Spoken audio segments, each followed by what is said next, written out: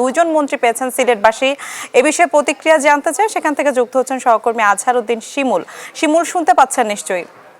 এখন সিলেটবাসী খুবই উচ্ছ্বসিত এবং জানিয়ে রাখি বাংলাদেশের জাতীয় রাজনীতিতে কিন্তু সিলেট অন্যতম নাম। আপনি জানেন যে স্বাধীনতার পর থেকে যত সরকারই বাংলাদেশে আসলে মন্ত্রী পরিষদ গঠন করেছে সবকটিতেই কিন্তু সিলেটের যারা নেতারা রয়েছেন তারা স্থান পেয়েছেন। এর আগে অর্থমন্ত্রী, পরিকল্পনা মন্ত্রণালয় সহ পররাষ্ট্র মন্ত্রণালয় সব মন্ত্রণালয়ে কিন্তু কিছু না কিছু যারা রাজনীতিবিদরা তারা স্থান পেয়েছেন। এবার যে ত্রয়োদশ জাতীয় সংসদ নির্বাচন হলো সেখানে দুইজন এখন পর্যন্ত স্থান পেয়েছেন। সিলেট 1 আসন থেকে বিএনপি মনোনীত যিনি ছিলেন খন্দকার আব্দুল মুক্তাদির, তিনি বাণিজ্য মন্ত্রণালয়ে, এবং সিলেট 4 আসন থেকে যিনি জয়লাভ করেছেন আরিফুল হক চৌধুরী, তিনি প্রবাসী কল্যাণ মন্ত্রণালয়ে স্থান পেয়েছেন। এ নিয়ে আমরা দেখেছি সিলেটবাসীর মধ্যে খুবই উচ্ছ্বাস বিরাজ করছে এবং যারা নেতাকর্মীদের পাশাপাশি সাধারণ মানুষও কিন্তু আসলে আনন্দ প্রকাশ করছেন। তারা বলছেন যেহেতু দীর্ঘদিন পর একটা নির্বাচন হয়েছেন, অনেকে এখানে আমরা পেয়েছি যারা সাধারণ নাগরিক।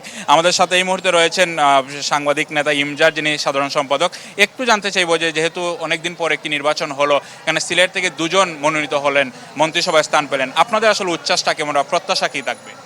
দেখুন, যেহেতু আমরা দুজন মন্ত্রী পেয়েছি সিলেট জেলার মধ্যে, এটা আমাদের প্রত্যাশা অনেক বেশি থাকবে। কারণ হচ্ছে গিয়ে দুটি গুরুত্বপূর্ণ মন্ত্রণালয় তারা দুজন পেয়েছেন।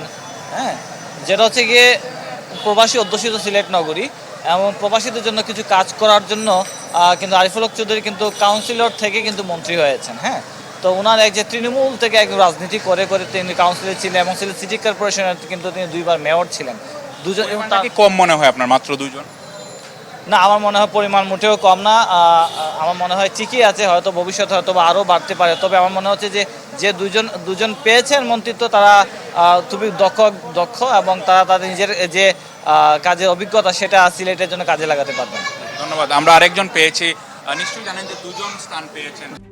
RICL TMX, যুগের পর যুগ স্থাপনা থাকে মজবুত। সিলেটবাসী হিসেবে আসলে আপনার অনুভূতি কি এবং কি প্রত্যাশা থাকবে তাদের কাছে? আসলে সিলেটবাসী হিসাবে আমরা অনেক খুশি, বলার কোনো ভাষা নাই। আমরা ওই যে পূর্ণমন্ত্রী দুইজন পাইছি, দুইজনই আমরা অভিভাবক। আশা করি তাদের কাছ থেকে আমরা যে দুই মন্ত্রী যে কর্মসংস্থান যে সমস্যা এগুলা দূর করবেন আশা করা যায়। যেহেতু সিলেট পর্যটন নগরী, আপনারা কি প্রত্যাশা করছেন? পর্যটন নিয়ে তাদের কাছে কি প্রত্যাশা থাকবে? জি, আশা করি আমরা পর্যটনের একটা উন্নত হবে। শুনছিলেন যারা রয়েছেন এবং যারা নগরবাসী হিসেবে আছেন তারা বেশ কিছু আসলে প্রত্যাশা করেছেন। একই সাথে আপনাদের জানিয়ে রাখি, সিলেট যেহেতু পর্যটন কেন্দ্র রয়েছে এখানে অনেকগুলো, এবং সিলেট 4 আসন থেকে যিনি মন্ত্রিত্ব পেয়েছেন আরিফুল হক চৌধুরী, তিনি গোয়াইনঘাট, কোম্পানিগঞ্জ, জৈন্তাপুর এই 3টি জায়গায় কিন্তু পর্যটনের জন্য বিখ্যাত। আপনারা জানেন যে বিছনাকান্দি, সাদাপাথর, রাতারগুল, সোয়াম ফরেস্ট এগুলো সিলেট 4 আসনে পড়েছে এবং তাদের প্রত্যাশা তারা বলেছেন যে এই মন্ত্রীদের কাছে তাদের প্রত্যাশা যে অবকাঠামো যে উন্নয়নগুলো রয়েছে সেগুলো যাতে তারা হাত নেন। এবং আপনারা জানেন অন্যতম একটি গুরুত্বপূর্ণ মন্ত্রণালয় বাণিজ্য মন্ত্রণালয়ের দায়িত্ব পেয়েছেন খন্দকার আব্দুল মুক্তাদির, এবং তার বাবাও 1991 সালে 3 বারের সংসদ সদস্য ছিলেন এবং তারই পদ ধরে তার সন্তানও এবার প্রথমবারের মতন তিনি এমপি হয়েছেন। এর আগেও আপনারা জানেন যে 2018 সালে তিনি নির্বাচন করেছিলেন। তিনি এবার মন্ত্রিসভায় স্থান পেয়েছেন।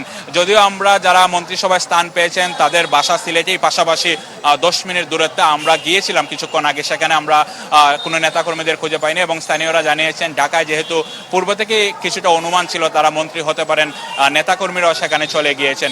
এবং জানিয়ে রাখি, সিলেটে কিন্তু এবার যারা নির্বাচন করেছেন অনেকের প্রত্যাশা ছিল যে সিলেট হবিগঞ্জ 1 আসন থেকে যিনি জয়ী হয়েছেন রেজা কিবরিয়া, তাকে হয়তো অর্থ মন্ত্রণালয়ে দেওয়া হতে পারে, কিন্তু তার নাম মন্ত্রী সবার যে তালিকা সেটা আমরা দেখিনি।